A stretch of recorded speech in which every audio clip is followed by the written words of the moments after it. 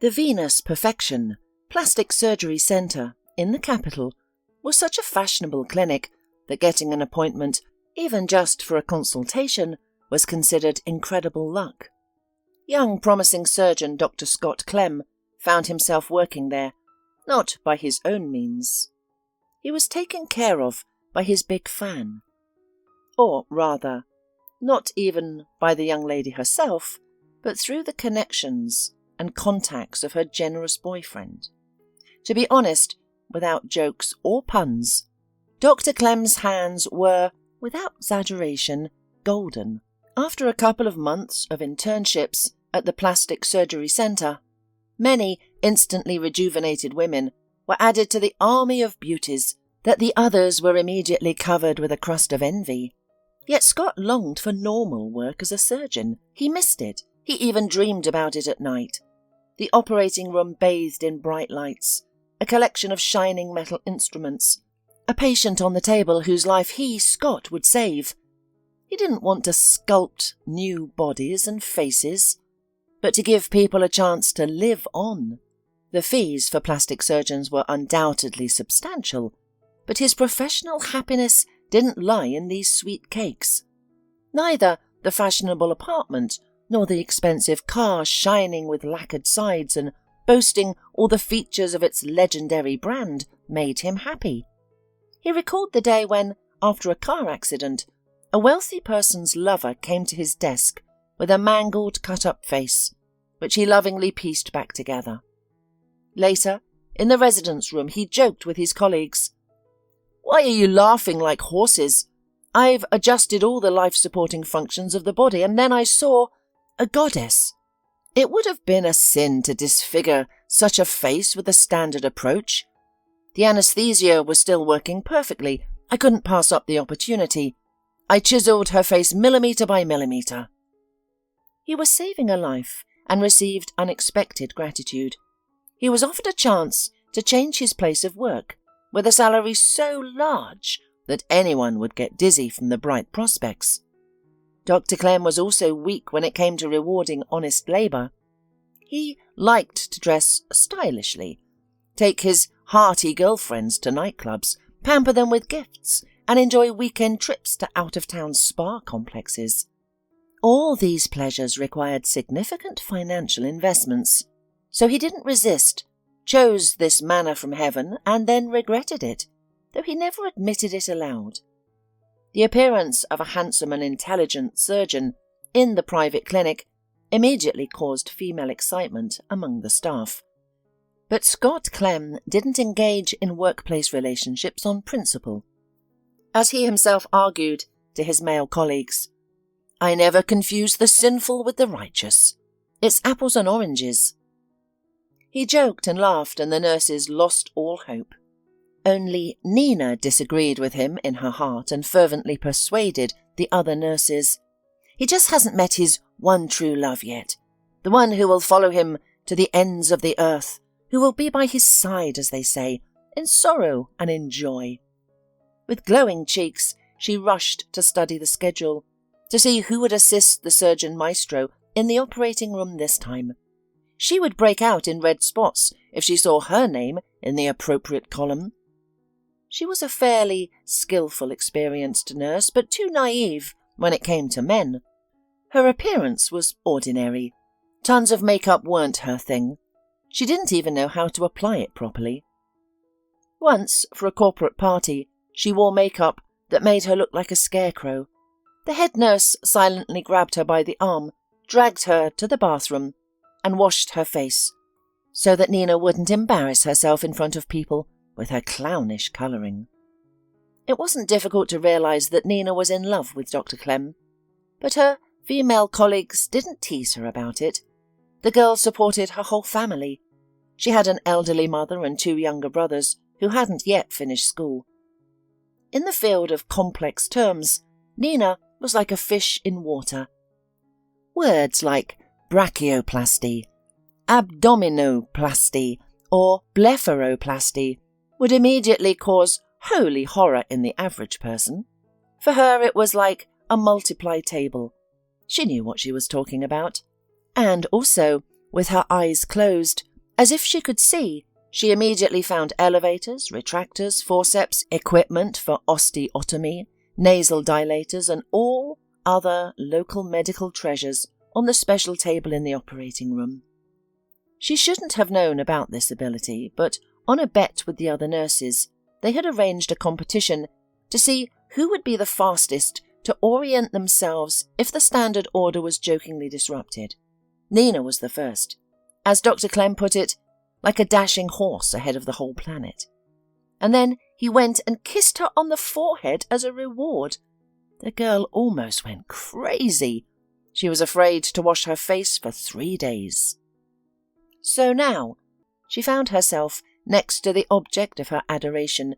During the next surgical intervention, she couldn't imagine greater happiness. Everything would have been fine in the friendly team of the Plastic Surgery Centre, but is there any decent institution without its own homegrown grey cardinal? This honourable role of the apex of other people's fates, the instigator of all under-the-carpet games, was taken on by the director of the medical institution. From the very beginning, Jack Garrett didn't like the newcomer, even though Dr. Clem turned out to be a talented surgeon. He was keeping a warm place for his wife's younger brother, while he was gaining surgical strength in another hospital, working on ordinary citizens to hone his skills, so to speak.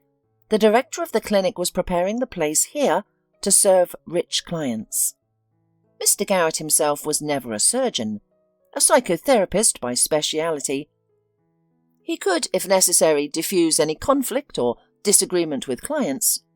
He was both hard and soft when necessary. When needed, steel notes would appear in his voice. When the situation required it, he could be creepy and cunning, like a forest predator. Dr. Clem never tried to gauge the chief's mood. He operated as naturally as he breathed. There was no shortage of patients eager to go under his knife. Thanks to his efforts, a steady stream of income flowed into the clinic's coffers. The owners of this plastic surgery kingdom treated their specialists well. During operations, Dr. Clem often repeated a phrase like a mantra: "Scalpel cuts, scalpel heals." When Nina heard him mumbling, she immediately asked, "What's that saying?" He replied, "I was fortunate to study under one of the most remarkable surgeons. I even assisted him when he visited the hospital where I used to work. This elderly doctor once told me, people fear the scalpel, thinking it will bring them terrible pain. But firstly, we don't perform surgeries without anesthesia, thank God. Secondly, it's a surgeon's fate to bring relief through acute intervention. Without a scalpel, none of us could do our job. So, the scalpel cuts, but the scalpel also heals. That's an indisputable fact." Nina took this lesson to heart and memorized it. When the clinic received new, expensive imported medical equipment, Nina burst into the residence room with glistening eyes.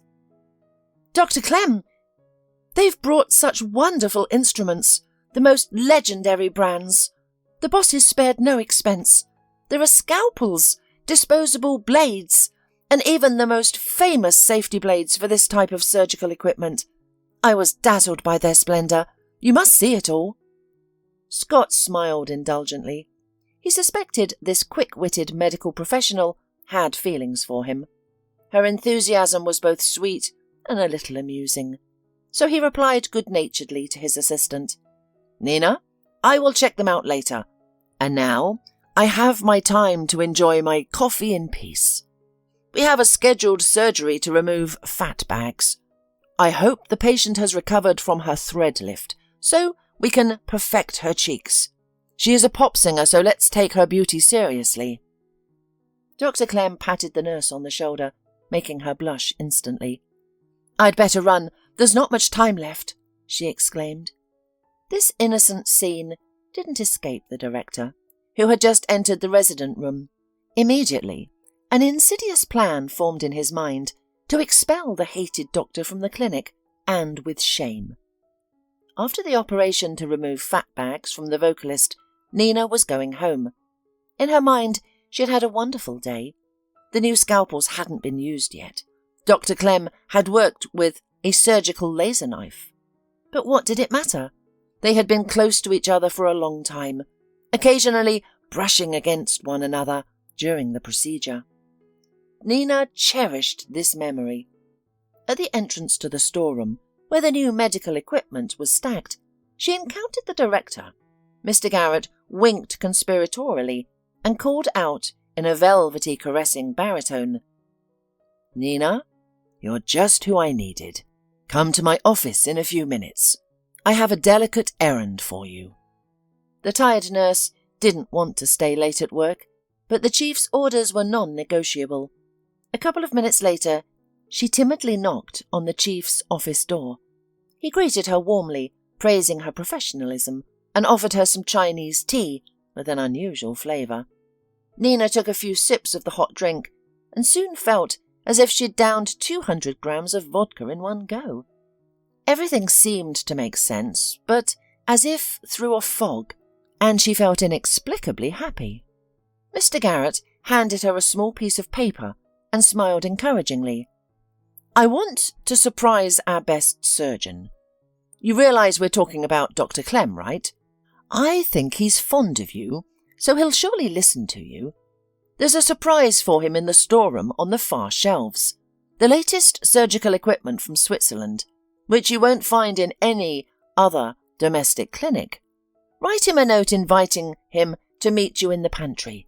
Say you want to tell him something innovative for his medical endeavours." 5 minutes later, Mr. Garrett had a note in front of him that read, "Dr. Clem, I'm expecting you in the storeroom in 10 minutes. I have to show you something critical concerning your future work. Signed, Nina." Mr. Garrett practically dragged the girl to the storeroom. Her legs, affected by the sleeping pills, dissolved in the magic tea, could barely support her. She fell asleep on the way. Meanwhile, Dr. Clem was showering in the staff bathroom.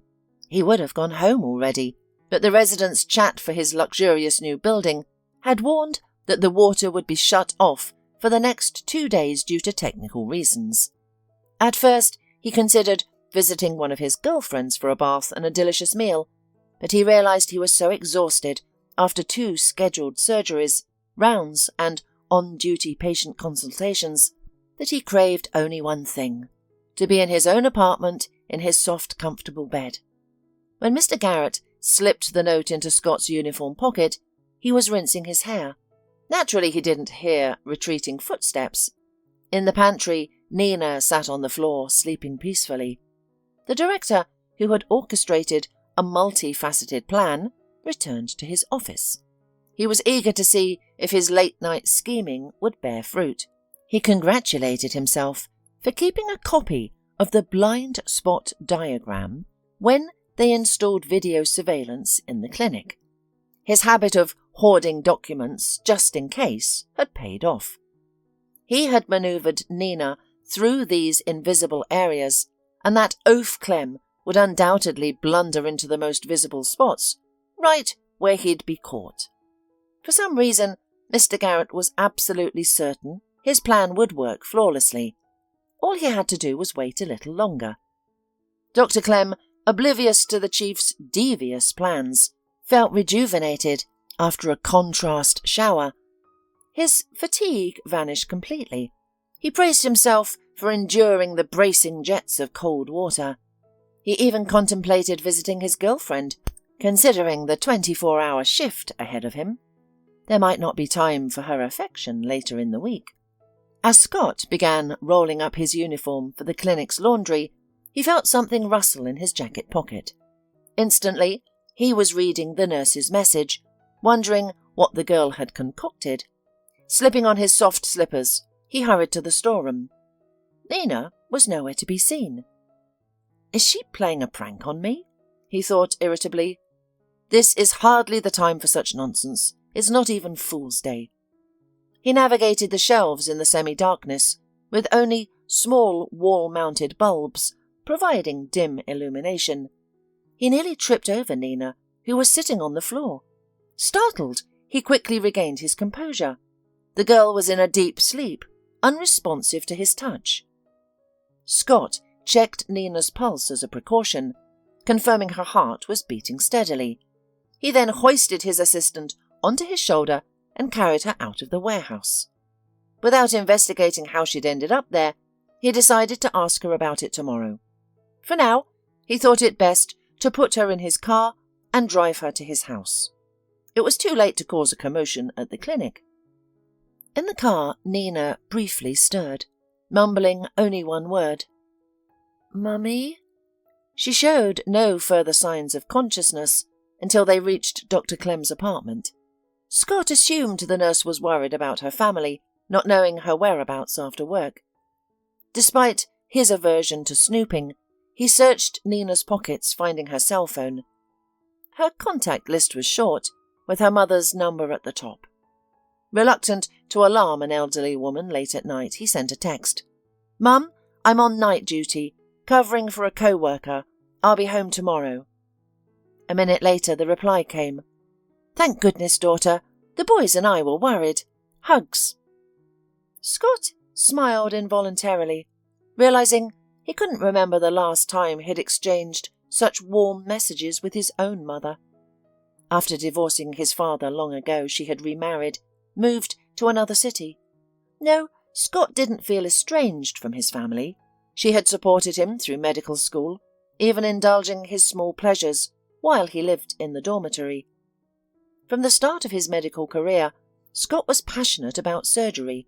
He did everything to secure a position in the coveted department, impressing prominent instructors with his aptitude. By 35, he had honed his skills in a district hospital, often resolving ambiguous cases that initially stumped even senior specialists, literally snatching patients from death's door. Once, he overheard a conversation between two colleagues.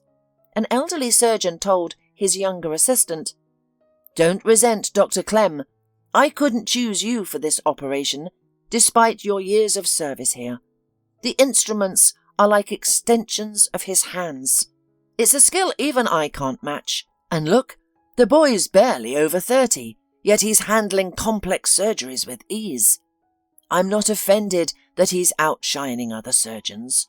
Always remember, we're here to save lives, not compete in medical Olympics."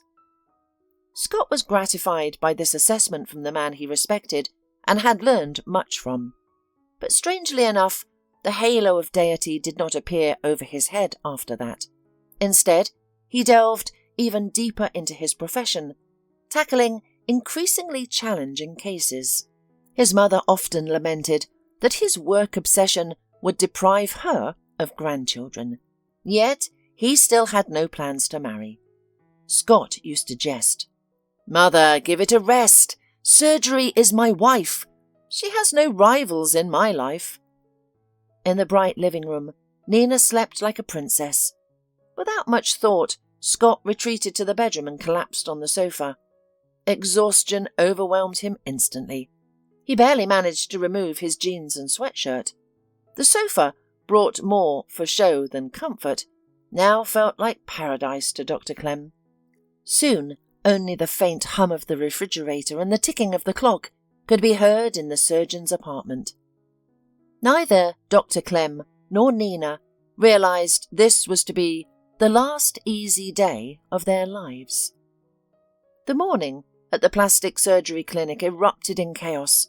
The head nurse, tasked by the director to manage new instruments, discovered utter devastation in the storeroom. Equipment drawers were brutally broken, with remnants of foam, plastic and light chips strewn across the floor. Upon checking the invoice, she realized 30 units of the most expensive inventory were missing. The head of security service was immediately summoned to the boss's office and ordered to retrieve copies of the surveillance camera footage. The footage revealed the clinic's lead surgeon, Dr. Clem, rummaging through shelves in the dimly lit storeroom before hefting something heavy onto his shoulder, though it wasn't clear whether it was a backpack or a large bag. "Don't contact Dr. Clem or investigate this matter," Mr. Garrett commanded. "We can't air our dirty laundry. I'll uncover the circumstances and punish him for this grave offence myself. Everything you've seen must remain confidential." The security chief, who genuinely liked Dr. Clem, dared not disobey. The two men occasionally met at the gym, shared beers after work and chatted about typical male interests. That's why he decided to discreetly message his friend. Minutes later, Dr. Clem, who was due for a 24-hour shift, received a text. "If you didn't do anything unusual at work yesterday, it'd be wise to arrive at the clinic early before your shift starts." The surgeon, roused by his phone's beeping, was initially baffled. Then he remembered bringing Nina home the previous night. Have her relatives complained about her absence? He pondered. What a predicament. Why did she ask to meet in the storeroom, only to fall asleep there? Scott searched for Nina's notes, then recalled crumpling and tossing it in the hallway trash. So now, how could he explain the nurse's presence in his apartment? He needed to wake her urgently. But Nina was deep in uninterrupted slumber, hugging a pillow and smiling serenely. Scott resorted to drastic measures. He lightly dabbed a cotton pad with ammonia and waved it near her nose. She jolted awake, her wide grey eyes fixed on him in shock. Scott didn't need psychiatric training to recognize her dilated pupils as signs of disorientation. Finally, Nina's gaze focused on the man, and she slipped into what's ironically called a stupor. "Dr. Clem, what are you doing here?" she exclaimed. "I live here," the surgeon replied matter-of-factly, "and you graced my humble abode with your presence yesterday." Nina looked around fearfully. "My nurse's uniform is still on. What could have happened between us? I remember nothing after the boss invited me into his office." Mr. Garrett was well versed in pharmaceuticals. One of the latest drugs, designed to erase patients' traumatic memories, had evidently wiped out a chunk of her recollection. Yesterday's events up to tonight were clear as day, but then nothing. "Nina, calm down. Let's figure this out together," Scott said gently. "Yesterday, you invited me to meet in the storeroom where we keep our medical instruments. Do you recall why?" "What are you saying, Dr. Clem? I would never dare invite you anywhere. How did I end up in your house? Is this some kind of prank by our colleagues?" "That's what we need to unravel. I found you in the medical warehouse, sound asleep against the shelves. I couldn't wake you, but I couldn't leave you there alone either. I saw no better option than to bring you to my home." Nina stammered. Did you carry me in your arms?" Her cheeks flushed crimson, as was her habit. "Yes, you couldn't walk on your own," Dr. Clem said with a smile. "Now head to the bathroom. You'll find disposable toothbrushes, fresh towels, and a clean terry cloth robe. While I make coffee, you can freshen up. You have half an hour before we leave for work.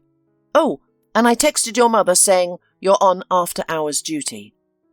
Nina, already en route to the bathroom, turned abruptly. "Thank you, Clem. You're not just a brilliant surgeon and respected colleague. You're humane, generous and kind. I have been assisting for surgeons for years. Many in your field become jaded after daily work with a scalpel, developing a protective layer of indifference to avoid burnout.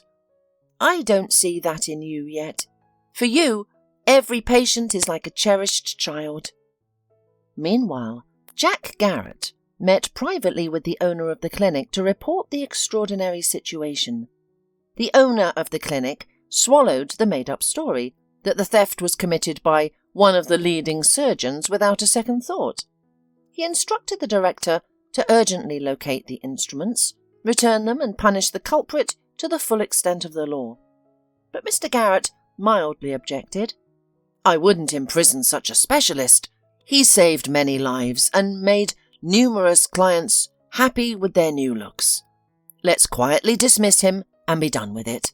Otherwise we might face backlash from his admirers." "I wouldn't mince words with him. But you know your field better. First, we need to find out why he'd want to steal all of a sudden. He makes excellent money. He's got everything he needs for his professional life. He's had a strange breakdown. Sort it out." The director escorted the owner to the car and sighed with relief.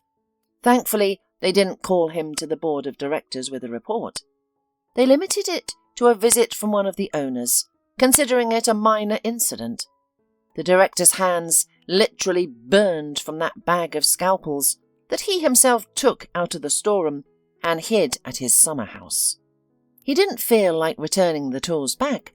He would think later about how to sell them. At the same moment, Scott and Nina were eating breakfast in silence. Both were unspeakably puzzled by yesterday's incomprehensible adventures. Besides, the nurse didn't really remember anything. She couldn't tell them what all these strange circumstances were. They arrived at the hospital together in Dr. Clem's car, which, surprisingly, didn't cause any furore. Everyone was looking at Dr. Clem, and he even began to puzzle over what could have happened there. Scott was glad to be called to the director. He wanted some clarity. Mr. Garrett immediately put forward absolutely incredible accusations of shameful theft, providing as evidence a whole movie about Dr. Clem's adventures in the storeroom. At the doctor's request, he called Nina, but she only blinked her eyes, saying that she didn't remember anything about being in the warehouse. She couldn't confirm or deny anything. She also refused to admit writing the note that Dr. Clem kept mentioning. The surgeon was shocked. What scalpels? What theft? But Mr. Garrett didn't even want to listen to him. He threatened that he would escalate the case if Dr. Clem did not write a letter of resignation right away. At the end of the conversation, he gloatingly added, "I will actively make sure that you leave us with a proper recommendation. No medical institution in the capital will want to see you in their ranks. There's no place for people like you in medicine. You are now nobody, and your name is nothing. Get it through your head, Mr. Clem." Some might consider Scott's further behaviour as weakness, infantilism, even a certain cowardice. Others will understand his pride and not condemn him. Dr. Clem knew for sure that he had not taken any scalpels from the storeroom at the clinic. Moreover, he had not even seen them yet. But to argue, to prove something, to fight for his honourable name, he refused. He suddenly felt such a universal moral and physical fatigue that his legs were shaking. He wrote a statement in no time at all, gathered his meagre personal belongings from his locker, and went home. Nina, who rushed after him with an attempt to justify herself, he sharply pushed away from his car. "Leave me alone, for God's sake! You've already done everything you could for me. Farewell!" The intricacies of fate, human vices, low deeds. Life is teeming with all these gifts of fulfillment. You can't make plans for tomorrow, even if today you're the best at what you do. Scott felt in his gut that something in this story wasn't clean, but he suddenly did not want to unravel this intricate tangle around his person. He wanted to start his life again with a clean slate. Outside the window, the capital was bustling, hurrying, living a full life. But now it seemed alien, indifferent, cold for Scott. The new apartment with its stylish design, and even his fancy car, became joyless. The man realized that in this city nothing happens for nothing. Everything had cause and effect relationships. Scott himself did not expect such quickness from himself. However, he quickly sold his apartment and started packing to leave that city. Nina tried to call him a couple of times, but he didn't answer. He did not want to cross paths with anyone from his past life, in any format. He didn't hold a grudge against her, even smiled to himself, thinking, "My poor shadow admirer. She'll have to assist other surgeons now, and I'm out of the medical business." He did not want to give up his favourite profession forever, but he did not look for a place in the capital, especially after the director's promises that he would now be on the blacklist of applicants for any medical positions. In the evening, when Scott was packing up the apartment, the phone suddenly rang loudly in his pocket. It was his restless classmate from medical school, Sam. The guys had once mastered surgery together at the department. A long-time friend invited him to his anniversary, joyfully asking, "Scott, is 35 years old scary? You've already passed this date a couple of months ago. Share your experience. By the way, I'm expecting you this weekend. No refusals accepted." Dr. Clem grinned. "It's not the time to be travelling, but then again, who's to stop me? I'm a free bird now. Perhaps my old friend from university days in the city will have a job for me. Mr. Garrett's tentacles surely haven't reached so far." He didn't hesitate long. 3 days later, the former renowned plastic surgeon was on his way to the city on the other side of the country. The anniversary party at Sam's house was a roaring success. Drinks flowed like a river, and appetizers were in abundance.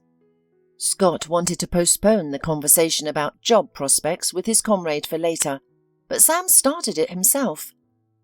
"There is a settlement of 5,000 people 15 kilometres from the city. The medical centre in the village can't cope. They would never even dream of recruiting a doctor from the capital, let alone finding regional specialists. You could try working there for a while. Why not? The salary isn't bad. The social benefits are good. But to work there, you need to be a multi-skilled medical professional." Thus, a week later, Dr. Clem began working as a paramedic, surgeon, and general medical specialist in the settlement. Meanwhile, Nina was beside herself with guilt over Dr. Clem's recent misfortunes. The surgeon stubbornly ignored her calls. His apartment door remained locked, the dwelling showing no signs of life. Even spending a whole night on the cold steps of his building, hoping to catch him, proved fruitless. Dr. Clem never appeared. Nina, usually quiet and composed, was a changed woman. Anger simmered within her. She vowed to uncover who had fabricated the case against Scott, a case that reeked of criminal intent. She questioned why, if her idol had truly stolen expensive medical equipment, everything had been handled without involving the police. Arguments about private clinics keeping incidents internal failed to convince her. Meanwhile, a week after Dr. Clem's dismissal, a new surgeon, Marcus Warren, joined the team. No one in the clinic even knew that he was Mr. Garrett's brother-in-law. Both of them kept a cold demeanour in public, no hint of kinship. The clinic staff quickly formed their opinion about the newcomer in the smoking room. "He's a slippery character, reminds me of a slug," remarked one of the nurses. "And did you notice his shifty eyes? He never looks you in the face," a doctor added. All agreed that Dr. Clem had been cut from a different cloth. Nina instinctively kept her distance from the enigmatic Dr. Warren. His sudden appearance at the clinic struck her as suspicious. Realizing she couldn't handle the investigation alone, Nina requested the head of security. "I know that you and Dr. Clem were friends. I love him with all my heart, and I can't accept my colleagues' indifference and detachment. Their every man for himself attitude. Scott was clearly framed, and everyone just shrugged it off, as if we hadn't lost a talented surgeon. Any of us could be next. Are they all just protecting their own comfortable positions?" Craig was taken aback, but he agreed, breaking the chief physician's orders. "I don't like this whole rotten business with Scott either, but the facts seem indisputable. I've seen the CCTV footage myself." "If you know anything more about that day, please tell me," the nurse pleaded. "I want to find Dr. Clem. I feel terribly guilty that I failed him, that I couldn't protect him. I want to restore justice. Do you know anything about where he mysteriously disappeared to?" Craig pondered for a while, then spoke his thoughts aloud. I haven't tried contacting him yet, but I will do so. If I manage to find out anything, I'll share that information with you. With that, they parted ways. Nina hurried to the operating room, where she was to assist the unfamiliar Dr. Warren for the first time. But work is work. The day before, Mr. Garrett had an interesting private conversation with his brother-in-law. He instructed Marcus to find buyers for high-quality scalpels. The surgeon, new to his job, didn't ask any unnecessary questions. He just nodded silently, agreeing to do everything. A plan immediately formed in his mind, which he began to execute that very evening. Dr. Marcus Warren was an avid internet user, believing the virtual universe could solve any problem. True to his conviction, after just half an hour online, he posted several ads offering medical instruments for sale. He set good prices and made the specifications tempting. Heading off to dinner with a sense of accomplishment, he didn't expect the World Wide Web's response to be almost instantaneous. Only 2 lines appeared on his screen. Ready to buy the whole set in bulk. The next day, Marcus reported to his superiors that the deal was settled. Jack Garrett realized he'd have to go to his summer house to bring the scalpels to his brother-in-law. He had already told the clinic owners that the equipment wasn't found and that Dr. Clem had left in an unknown direction. He'd fervently persuaded management not to raise a fuss, arguing that many of the surgeon's clients were famous dignitaries. The cost of the equipment wasn't worth risking the institution's reputation. His arguments were accepted, and the scalpels lay peacefully in his house, biding their time. The sale was set for Saturday. Dr. Warren and the goods arrived to a country house to meet a buyer. The man was pleased with the chosen place. Fewer prying eyes. Why draw unnecessary attention? What followed wasn't so pleasant. At the gate stood a tall, menacing fellow with cold eyes. Are you the one peddling knives? Well, come inside then, let's talk. Marcus Warren was no naive simpleton. He'd seen enough crime dramas. He immediately realized he was being invited into the house of some local criminal authority. But he owed Jack for getting him a good job. That's why he agreed to this unclear affair, deciding he'd repay that debt in full. Inside, Marcus Warren involuntarily smiled. The host, just like in the movies, sat at a generously set table. He gestured for the guest to join him, poured a shot of cognac and moved closer. Dr. Warren downed the amber liquid in one gulp and looked boldly into the man's piercing eyes. The buyer maintained a long pause before finally speaking. My people have learned everything about you, Dr. Warren. The goods look good. I'll pay as promised. But I'm more interested in a longer acquaintance with an expert like you. My guys are hotheads. They get injured often. You could patch them up. I'll put you on a good salary, on top of what you make at the clinic. What I need from you is to always be available, to show up wherever and whenever we call, and keep our deal in secret. Do these terms suit you? Marcus Warren was taken aback, but ambition and greed quickly overcame his doubts. He saw no danger in this proposal. Who would harm a doctor, even in the criminal world?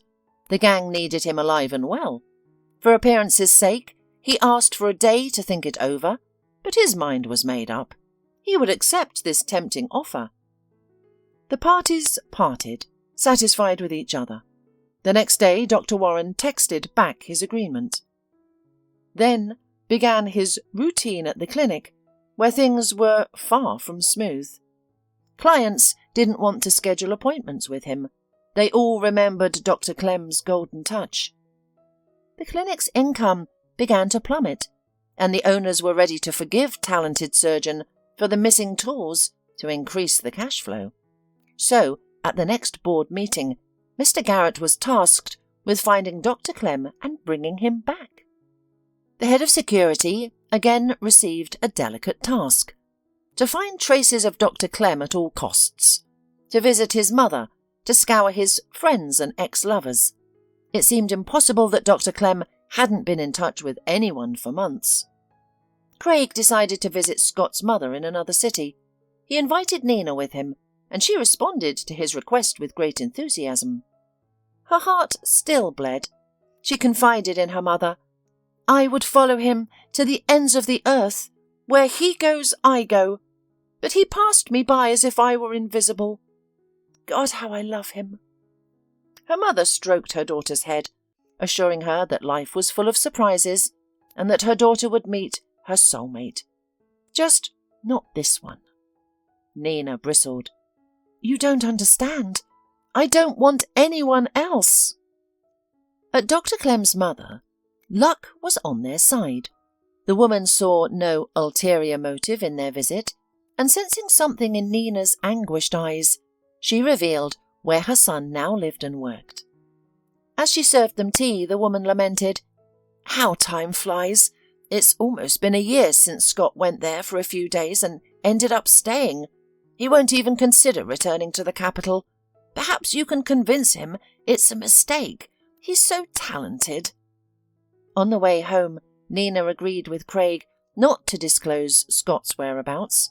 Let their cunning boss handle all the mess with his superiors. They wouldn't let a good man down. At home, Nina broke down in tears. Her hope that Dr. Clem would return to the capital had become a distant dream. Her mother, lost in thought after the story, suddenly asked to repeat the name of the village where Scott lived now. Nina answered, and the woman clapped her hands in astonishment. "Nina, this can't be. Such coincidences don't just happen. My parents once lived in that settlement. They worked at the breeding experimental vegetable station. Both were agronomists. My father made an important discovery. I was just a little girl when he was called to the capital to work at a specialized research laboratory.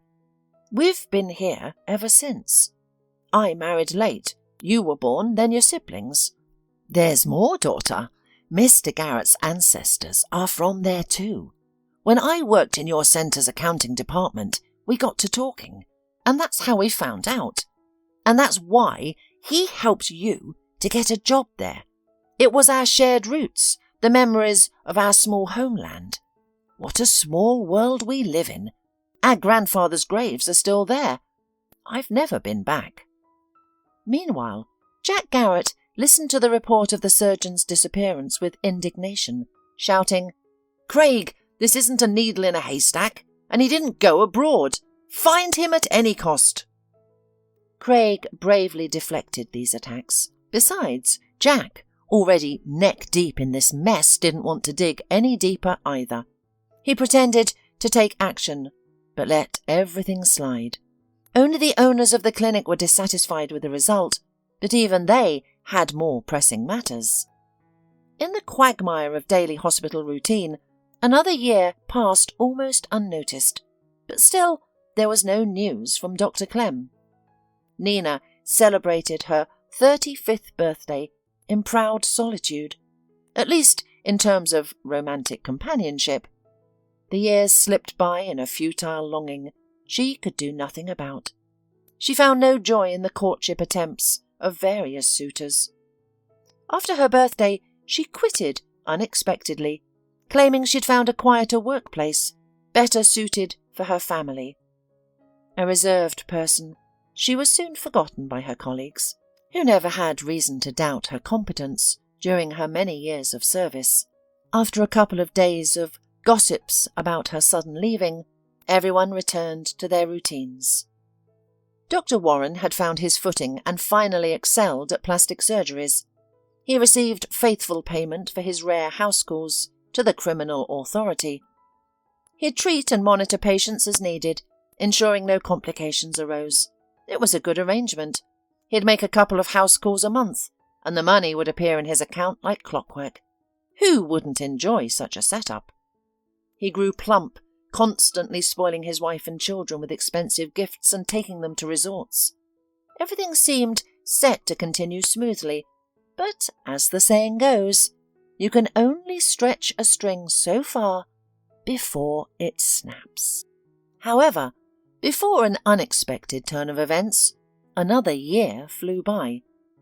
An argument erupted in one of the capital's mansions. The participants were the same man who had once arranged for Dr. Clem to work at the plastic surgery clinic, and his ever-present beautiful girlfriend. He neither knew how nor wanted to refuse her slightest requests. This woman was his secret weakness. Now she demanded he find Dr. Clem, even if he had to dig him up from underground. She wanted to enhance her figure, and, if the mood struck, improve the shape of her cheeks and chin. But Dr. Clem wasn't answering her persistent calls. For the first time, the mighty man was at a loss. Then there was the murky theft story, which he, as one of the clinic's co-owners, certainly knew about. He knew about it and didn't believe that a surgeon could be involved in anything shady, but before he hadn't had time to look into it. Having thought over his beloved's request, the man finally decided to unravel this long-standing story. He didn't inform his partners in the business of his plans, but went to an old friend with whom he had been in juvenile detention. Their paths later diverged, but they maintained a strong connection. Over good cognac and delicacies, the old friends were surprised to discover that the threads in the case of the disappearing scalpels led not to Dr. Clem, but to the current doctor of the criminal authority. That night, Marcus Warren learned that his criminal superiors were far from angelic in his approach to solving issues. So, Marcus quickly spilled his guts about being the clinic director's brother-in-law, and that he had asked him to help sell expensive medical equipment. The criminal authority smirked and winked at his old friend. You see how quickly we solve all the dark questions? The answers are found almost immediately. Punishment for injustice comes like a boomerang. A very good surgeon, you say? I wouldn't refuse to have such a doctor in my team. And you, Marcus, go and report your chief. We need to restore the doctor's honourable name in medical circles. I like things to be fair. Toward morning, Jack Garrett's doorbell rang. It was his brother-in-law with broken fingers, bandages and wild eyes.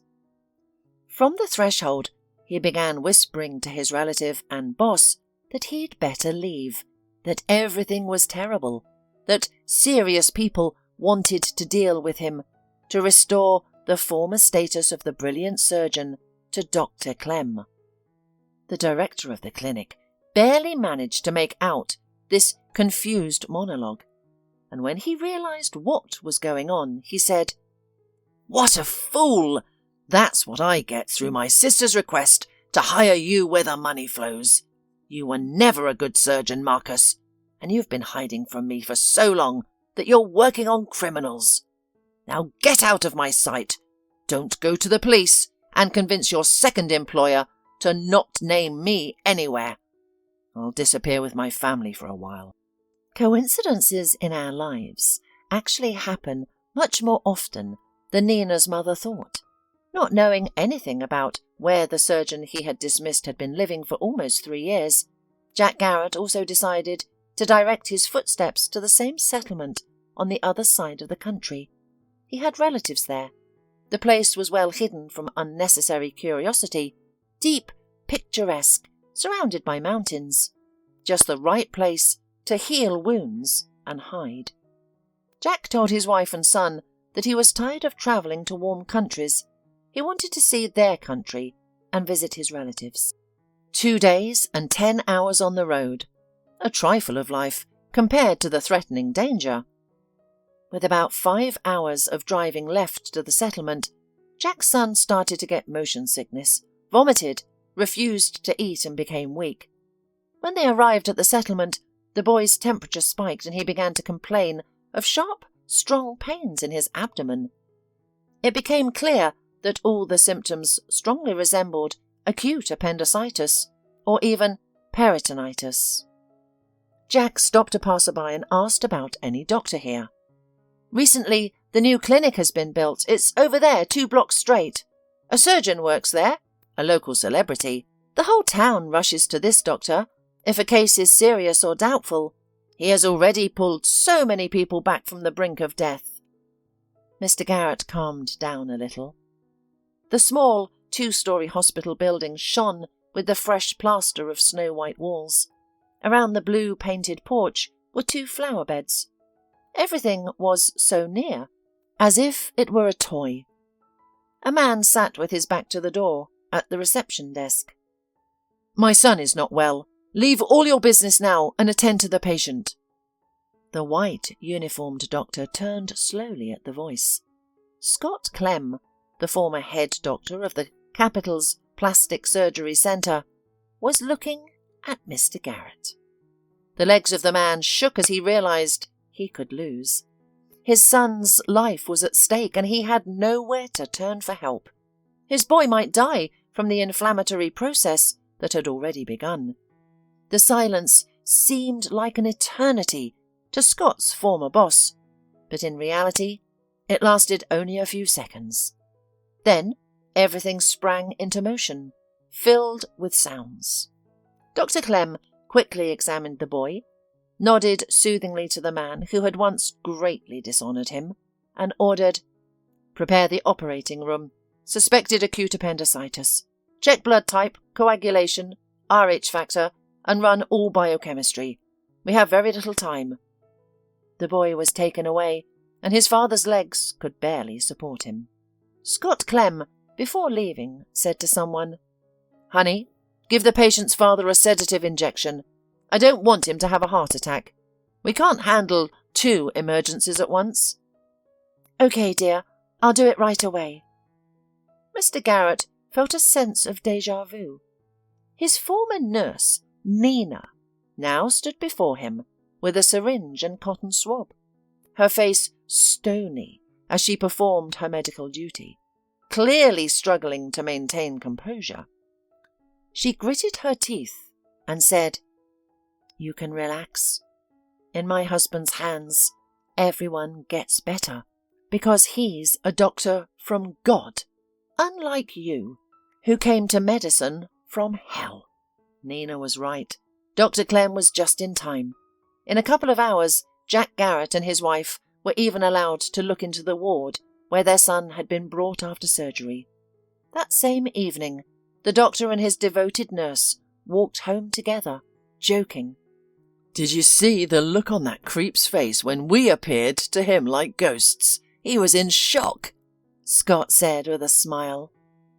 "Well, no more shocked than you were when my mum, brothers and I showed up on your doorstep and said, 'We have nowhere to spend the night, Dr. Clem. Won't you shelter this poor family, for old time's sake, while we find a place to live?'" "Come on," said Scott, embarrassed. "There's never been a more devoted person in my life than you. I realised it the moment I saw you at my door. Now it's only together and forever. I don't want to go back to the capital, not under any circumstances, for any reason, or for any amount of money. There are different people and different air there. Nina, why are you suddenly pale? Are you feeling ill again?" Nina laughed, looking gently at Scott. "You're a doctor. You know that in the first trimester of pregnancy, sickness is almost inevitable." "I love you, Nina. You're my miracle." "And I love you too."